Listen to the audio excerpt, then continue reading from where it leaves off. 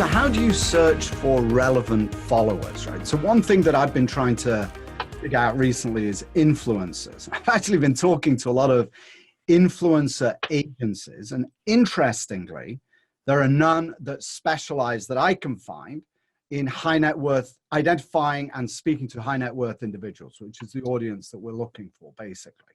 So how does one set about identifying important influencers on Twitter? What would be the best way of going about that, do you think? Well, I think the key would be to search for certain words, look at their accounts, see how many followers they have, see what their ratio is. There are some people with 50,000 followers, but they're also following 50,000 people. That, to me, does not necessarily denote someone who is an influencer on Twitter because they've mainly gotten people to follow them back that they're following as well. But if someone has 300,000 followers and they're only following 1,000 people, that's a pretty good indication that they're an influencer. And then you have to look at their timeline.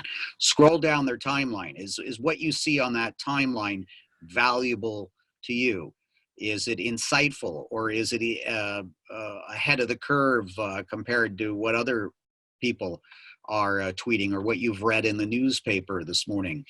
Does it appear to be credible? There's a lot of people with large followings that are sensationalistic and titillating, but it doesn't mean that necessarily that they're authoritative or accurate in what they're putting out there.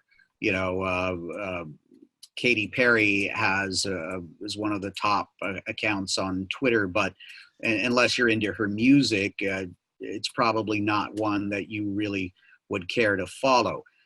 Some of the most influential accounts for a particular niche might only have a couple thousand followers, just because that niche is so narrow.